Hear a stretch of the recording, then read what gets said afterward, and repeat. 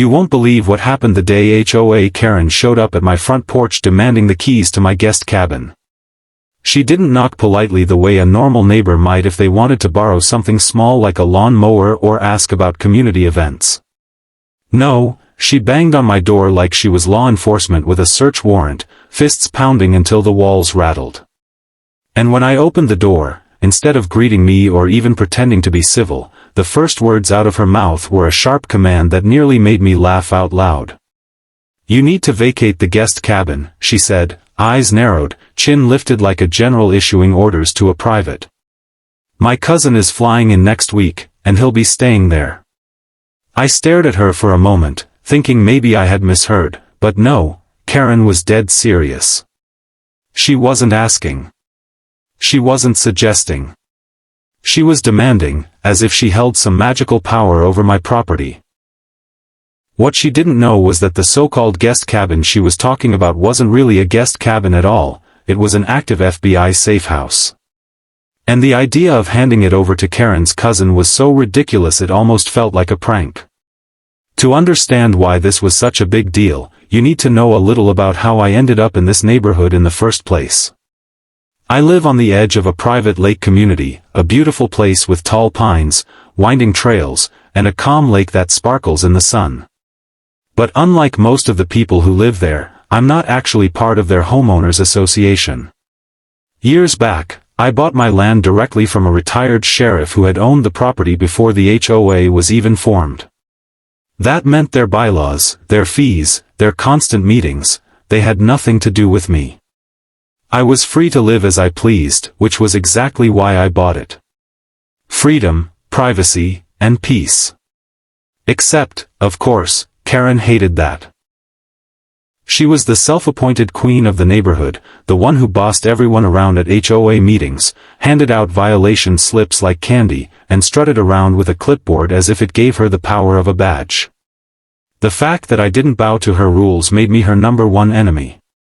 She hated that I never attended meetings, that I never paid their dues, and most of all that I refused to acknowledge her so-called authority. Now here's where it gets interesting. On my property sits a second building tucked behind a grove of trees. To most people, it looks like an ordinary little log cabin, the kind you'd expect to see used for weekend guests or maybe a home office. But in reality, that building is far from ordinary.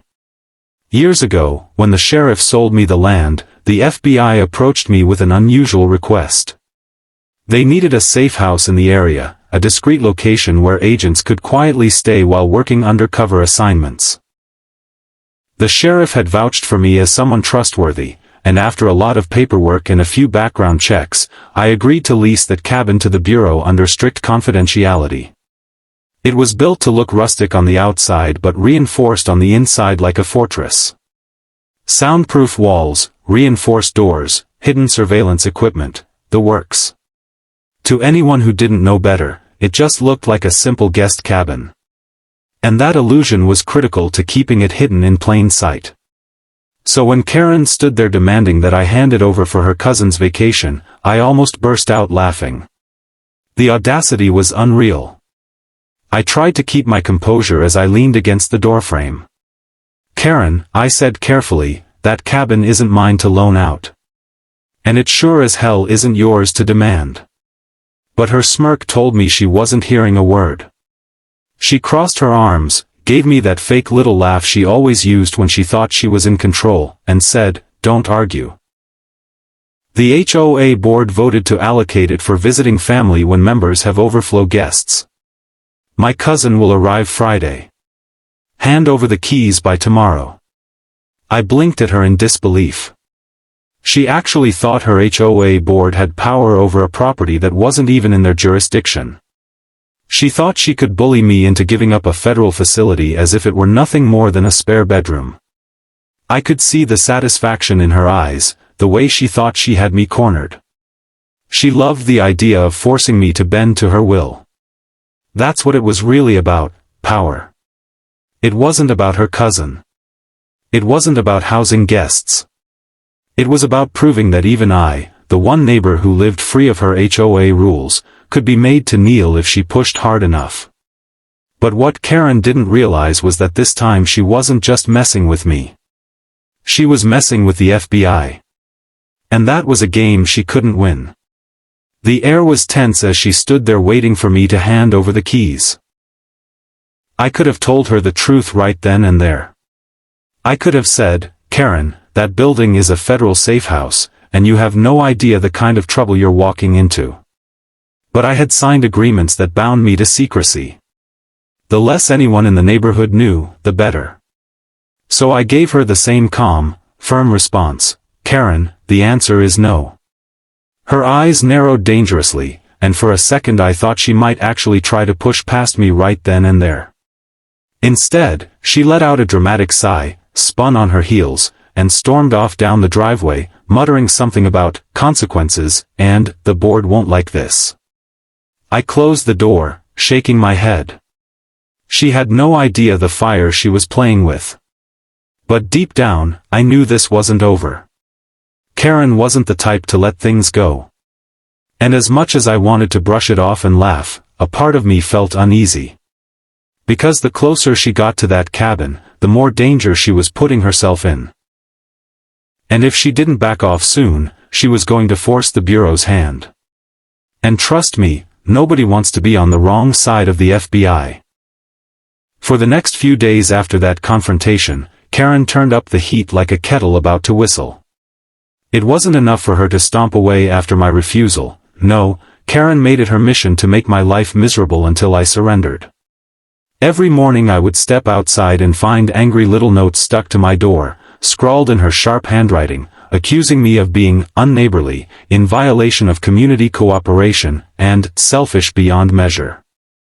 The irony was almost laughable. She was accusing me of breaking rules from a homeowners association I wasn't even a part of. At first, I tried to ignore her antics. After all, she thrived on attention. But she didn't stop there. Within 2 days, she had escalated her crusade into something bigger, dragging other board members along like her personal entourage. I caught them more than once walking down my driveway, peering at the cabin through binoculars, whispering to each other like amateur detectives. Once, she even waved her HOA binder in the air and announced to me that the board had officially documented my refusal, as if that meant anything. I wanted to laugh, but I also knew this was starting to cross into dangerous territory. What she didn't realize was that the cabin she was harassing me about wasn't empty. It was already in use by someone who wanted nothing to do with her, someone who couldn't afford to have their cover blown. A plainclothed FBI agent had been staying there for 2 weeks, blending into the community without anyone knowing. He came and went at odd hours, usually late at night, slipping in and out so quietly that even I barely noticed him. His presence was a reminder of how serious the Safehouse's purpose was. This wasn't some vacation cabin or storage shed, it was an operational base for law enforcement working undercover. And Karen's non-stop snooping was a direct threat to that operation. The Bureau had warned me from the start. If anything unusual happened, I was to notify them immediately. So after watching Karen circle the property like a hawk for 3 days straight, I picked up the phone and called my contact, Agent Ramirez. When he answered, his tone was steady but grew sharper as I explained the situation. "She's been sniffing around the cabin? Trying to get access?" he asked. "Yeah," I said. "She thinks it's some kind of guest house she can assign to her family. She's convinced the HOA has authority here." There was a long pause, then Ramirez spoke in a clipped voice. "Keep her away at all costs. Do not let her set foot inside. We'll handle it if she escalates." His warning sent a chill down my spine. If the FBI was this concerned, then Karen's little power trip could snowball into something much bigger. But if you know Karen, you know one thing: the word "no" doesn't exist in her vocabulary. By the 4th day, she was back at my porch, this time with her phone out and her cousin on FaceTime. She shoved the screen in my face, showing some guy sitting in an airport lounge with sunglasses and a duffel bag. "See," she barked. "He's flying in Friday night. He'll need the cabin fully prepared." The HOA rules are clear, common resources must be shared. The smugness on her face made me want to slam the door right then and there. Instead, I let out a sharp laugh, because the situation was so absurd I couldn't hold it in anymore. Karen, you don't know what you're asking for. That cabin isn't what you think it is. The moment I said that, her eyes lit up with suspicion.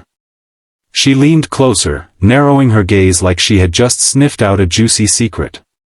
"Oh, really?" she said, her voice dripping with mock sweetness.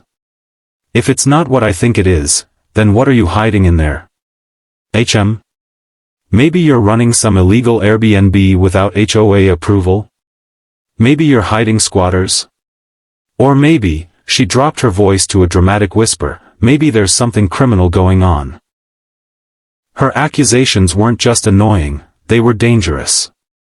If she stirred up enough gossip in the community, people would start asking questions. And if too many eyes turned toward that cabin, the Safehouse's cover could be compromised. I felt my patience snap.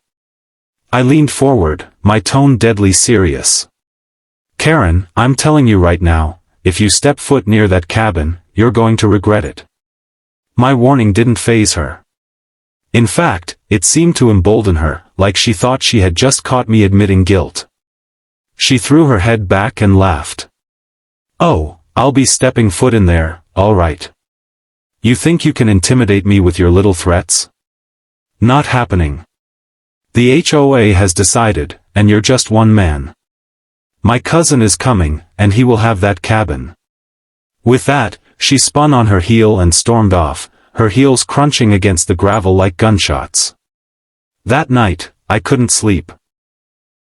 I sat out on my porch, watching the tree line where the cabin sat hidden, and I had this gnawing feeling in my gut that Karen was about to cross a line she couldn't uncross. She had already shown she was willing to drag people onto my property. She had already accused me of breaking rules I wasn't bound by. The next step, I feared, was that she'd actually try to force her way in. And if she did that while the agent was inside, the whole Safehouse operation could blow wide open. I thought about confronting her one more time, trying to reason with her, but reason and Karen had never mixed. She didn't operate on logic or fairness. She operated on power plays, manipulation, and the thrill of control. And in her mind, this wasn't about a cousin needing a bed. This was about her proving, once and for all, that she could dominate the one neighbor who didn't bow down to her authority. It was a game to her, but the stakes were life and death for the FBI's work. The next morning, sure enough, I saw her parked at the edge of my driveway again. Her SUV sat there idling as she scribbled notes in that ever-present binder of hers, occasionally glancing at the cabin like a cat staring down a bird. She wasn't just being nosy anymore, she was plotting. Every instinct I had told me the storm was about to break. I grabbed my phone, texted Ramirez, and warned him that Friday night, the night her cousin was due, was going to be trouble. His reply came fast and clear: "If she makes a move, stay out of the way. We'll take it from there." At that moment, I knew Friday wasn't going to be just another HOA headache. It was going to be the night Karen finally pushed too far, the night her obsession collided headfirst with federal law. And as much as I dreaded the chaos that was coming, a part of me almost looked forward to seeing her learn the hard way that some battles aren't hers to fight. Friday evening rolled in with the kind of heavy air that told me trouble was brewing. The sun dipped low, throwing orange streaks across the lake, and the whole neighborhood seemed unnervingly quiet, like even the birds knew something was about to happen. I kept pacing my porch, glancing down the driveway where I knew Karen would show up, because Karen never wasted a good opportunity to cause chaos. Sure enough, as the clock ticked closer to dusk, I spotted her SUV lurking at the corner like a predator waiting for the perfect moment to strike. The engine purred low, headlights off, just sitting there like she thought she was running some covert mission. I almost laughed at how ridiculous she looked, but the knot in my stomach tightened because I knew what was coming next. I decided to take a short walk down the lakeside trail, both to clear my head and to give her the illusion that I was gone. Sure enough, the second I rounded the bend out of sight, she made her move. From my hidden angle behind the trees, I watched as her SUV door swung open and out stepped Karen in full command mode, binder tucked under one arm, bolt cutters in her hand like some kind of cartoon villain. Behind her trailed two of her loyal board members, looking nervous but obedient. They followed her up the driveway as she barked instructions like a drill sergeant, pointing toward the cabin tucked behind the trees. I could hear her voice even from where I stood. "Tonight, we take back community property. No more letting him hog it. No more defiance. The HOA rules stand, and my cousin will have a place to stay." I shook my head in disbelief. She actually thought this was some noble cause, that she was marching into battle for the greater good of the community. In reality, she was about to waltz straight into federal jurisdiction. The moment they reached the cabin, Karen wasted no time. She raised the bolt cutters with both hands, jaws clamped onto the padlock like she was cracking open a safe, and with a loud snap, the lock dropped to the dirt. The cabin door creaked under her hand as she reached for it, but she didn't even get the chance to push it open. Because the second that lock broke, the alarm inside triggered silently. I knew what was coming next, and my heart pounded in my chest even though I wasn't the one in trouble. Less than 5 minutes later, the sound of tires crunching gravel filled the air. Unmarked black SUVs rolled up the driveway in formation, their headlights flashing sharp beams through the dusk. The board members froze mid-step, eyes wide as the vehicles stopped with perfect precision. The doors swung open, and out stepped 4 FBI agents in tactical gear, moving with the kind of calm confidence that left no room for argument. The lead agent's voice cut through the night like a blade. "Federal Bureau of Investigation. Step away from the building. Now." Karen's jaw dropped, her bolt cutters slipping from her hands to the ground with a metallic clang. What's going on?" she stammered, looking around like someone had just told her the sky was falling.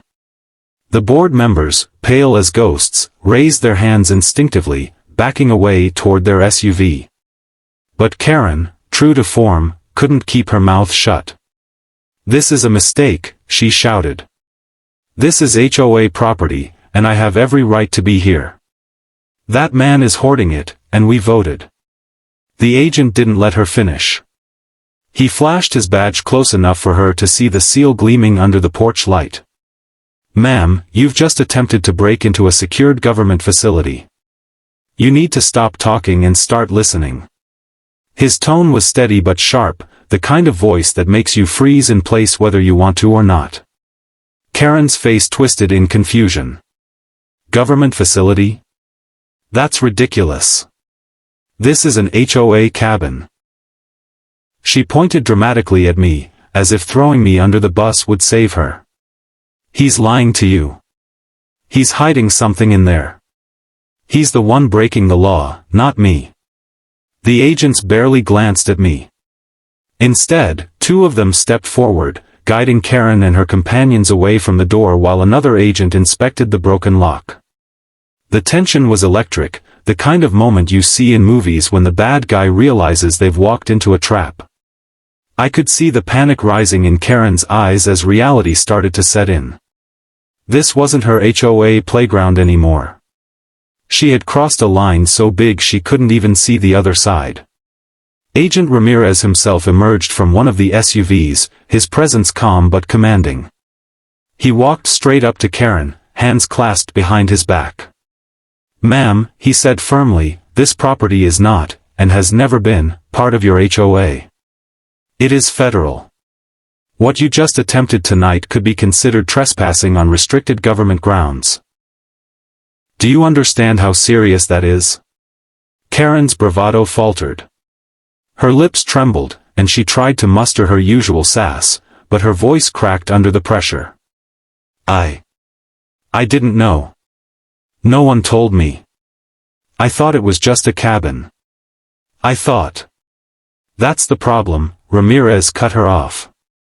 "You thought. Instead of minding your own business, you chose to interfere. And interference in an active federal operation has consequences." His words hit her like a slap, and I could see the color drain from her face. The board members, meanwhile, looked like they wanted to melt into the ground. One of the agents retrieved the bolt cutters from the dirt, holding them up as evidence. Breaking and entering tools. "That'll look great in the report," he muttered. Karen gasped, shaking her head frantically. No, that's not what this was. I was just..." Her words trailed off because there was no excuse that would dig her out of the hole she had just made for herself. Standing a few feet away, I folded my arms and simply shrugged. Told her it wasn't mine to give. The look she shot me could have burned a hole through steel, but she was powerless now. Her authority meant nothing here. The agent separated the three intruders, questioning them individually by the hoods of their cars. I could see Karen flailing her arms, trying to maintain her "I'm in charge" persona, but every time she raised her voice, the agents shut her down with sharp commands. The more she talked, the deeper she buried herself. The words "federal charges" and "obstruction" were tossed around more than once, and I swear I saw Karen's knees buckle when she heard them. Inside the cabin, 2 more agents had emerged, carrying equipment and checking the perimeter. They were fully armed, their faces unreadable, moving with silent efficiency. It was the kind of sight that would terrify anyone with half a brain. For Karen, it was the first time in her life she realized she wasn't the most powerful person in the room. By the time the questioning wrapped up, it was clear the FBI wasn't going to let this slide. Karen wasn't arrested on the spot, but she and her board members were formally documented, their names entered into a federal incident report. The agents issued a cease and desist warning that prohibited them from coming within 200 feet of the cabin again. The look on Karen's face as they read her the warning was priceless, her cheeks flushed red, her lips pinched tight, like someone had just stripped her crown off her head in public. As the SUVs pulled out, engines rumbling into the night, Karen stood frozen in my driveway, trembling with rage and humiliation. She turned toward me, eyes blazing, but for once, she couldn't find the words. She just stomped to her car, slammed the door, and peeled out of the neighborhood like a teenager after curfew. I leaned against the porch railing, watching her taillights disappear, and I couldn't help the grin spreading across my face. Because in that moment, the HOA queen had finally met her match, and it wasn't me. It was the FBI. The next morning, I walked out onto my porch with a mug of coffee in hand, and for the first time in weeks, the air actually felt calm. The lake was still, the birds were chirping, and the only sound was the faint rustle of leaves in the breeze. But peace never lasts long when Karen lives down the road. Sure enough, before noon, word had already spread like wildfire through the neighborhood. Somehow, everyone seemed to know that Karen had been caught red-handed trying to break into what she claimed was an HOA guest cabin, only to find out it was federal property. I didn't say a word to anyone, but people talk, and in a small lake community, nothing stays quiet for long. By midday, I noticed neighbors slowing their cars as they passed my driveway, giving me curious glances like they wanted to ask about the FBI SUVs they'd seen the night before. I just gave them a polite nod and went back to my business, letting their imaginations fill in the gaps. The truth was, the FBI didn't want me talking about it anyway, and honestly, Karen was digging her own grave without my help. By late afternoon, I overheard 2 neighbors chatting by the mailboxes. One of them whispered, "Did you hear? Karen almost got arrested last night. The FBI came to her house." The other gasped, "For real? No wonder she hasn't been outside today." I had to stifle a laugh because the reality was even better than the rumors. Karen hadn't been arrested, yet, but she had been formally warned, and the humiliation was eating her alive. For someone who thrived on control and reputation, losing face in front of the entire community was worse than handcuffs. Meanwhile, her cousin, the supposed VIP guest she had been fighting so hard to house, ended up canceling his visit to my property entirely. I later heard he booked himself into a hotel 2 towns over, probably deciding that a weekend at a lake filled with HOA drama wasn't worth the headache. Can you imagine? Karen went to war over a cabin, dragged her reputation through the mud, risked federal charges, and her cousin didn't even show up to back her. She had fought a battle that left her empty-handed, embarrassed, and with the FBI watching her every move. The best part, though, was the shift in the neighborhood. For years, Karen had ruled with intimidation. She barked orders, passed out violation notices, and acted like her HOA title gave her the power of a mayor. But now? The same board members who used to nod along with her every word were avoiding her like the plague. They didn't want to be associated with the woman who nearly brought federal trouble down on the whole community. I saw one of them at the grocery store later that week, and when I casually asked, "Still working with Karen?" he turned red and muttered, "Not anymore," before rushing off like he couldn't get away fast enough. Even her closest allies stopped defending her. People who used to laugh at her jokes or side with her during disputes suddenly had other plans when she tried to rally them.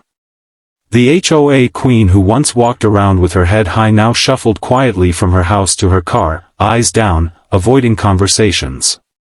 It was like watching a dictator dethroned. And the beauty of it was, I didn't have to lift a finger. The FBI had done the heavy lifting, and Karen's arrogance had done the rest. But make no mistake, the Bureau didn't just let her off with a slap on the wrist. The cease and desist order they served her was ironclad. If she came within 200 feet of the cabin again, she would be facing trespassing charges in federal court. Agent Ramirez personally came by later that week to reassure me. "She's been warned. We don't expect her to try again, but if she does, she'll regret it." He was calm but firm, and I could tell he meant every word. It gave me peace of mind knowing Karen's obsession was now a liability she couldn't act on without serious consequences. What really stuck with me, though, was the look on her face that night when Ramirez had used the word "Safehouse." You could see her whole world tilt. She had spent days accusing me of hoarding property, of being a bad neighbor, even of possible criminal activity, and in one instant, the truth flipped everything upside down. She realized she wasn't fighting me anymore. She had been fighting the federal government without even knowing it. And if she had actually stepped inside that cabin, if she had seen the files, the surveillance equipment, or the agent living there, she would have crossed a line that could have landed her in a courtroom faster than she could say, "HOA violation." The neighborhood's attitude toward me shifted, too. Before, some of them probably thought I was just the stubborn outsider who didn't follow the rules. But after Karen's meltdown, people seemed to respect me more. They realized I wasn't being difficult for the sake of it, I was minding my own business, living peacefully, and refusing to let someone bully me into submission. The contrast between my calm and Karen's chaos painted a clear picture of who the real problem was. A week later, I was out mowing the lawn when Karen drove past. For the first time since I'd lived there, she didn't roll down her window to criticize the length of my grass or shout some snide comment about community standards. Instead, she stared straight ahead, her hands gripping the steering wheel so tightly her knuckles turned white. She couldn't even look at me. The mighty queen of the HOA had been dethroned, and every day she had to drive past that cabin was a reminder of her humiliation. As for me, I carried on with my routine like nothing had happened. The cabin stayed active as an FBI safe house, the agent continued his work quietly, and life returned to its steady rhythm. Every time I walked past it, though, I couldn't help but smile. Not because I enjoyed seeing Karen embarrassed, well, maybe a little, but because I knew how close she had come to ruining her own life. She had no idea how lucky she was that the agents had only given her a warning. One wrong step inside that building, and she could have been facing charges that would follow her forever. And that's the real kicker. Karen thought she was asserting power, but she had no power at all. She thought she was standing up for her cousin, but he didn't even care enough to show. She thought she was exposing me, but she only exposed herself. In the end, the only thing she succeeded in doing was destroying her own reputation and putting herself on a federal watch list. Now, every time I see her walking down the road with her binder tucked under her arm, I don't feel anger anymore. I feel pity. Because deep down, I think she finally realized the truth. Her HOA rules mean nothing outside her little bubble. And no matter how loudly she yells, no matter how many notes she writes, no matter how many board members she drags into her battles, she'll never have control over me, or that cabin. That place will always remain what it was meant to be, a safe space for people who actually do important work, not a playground for her petty power games. So when neighbors ask me about it now, I just shrug and say, Karen thought she could demand the guest cabin for her cousin. Turned out, it wasn't a guest cabin at all. It was an FBI safe house. And that's usually enough to leave them wide-eyed, shaking their heads, and muttering the same thing I thought that first night. Karen had no idea what she was messing with.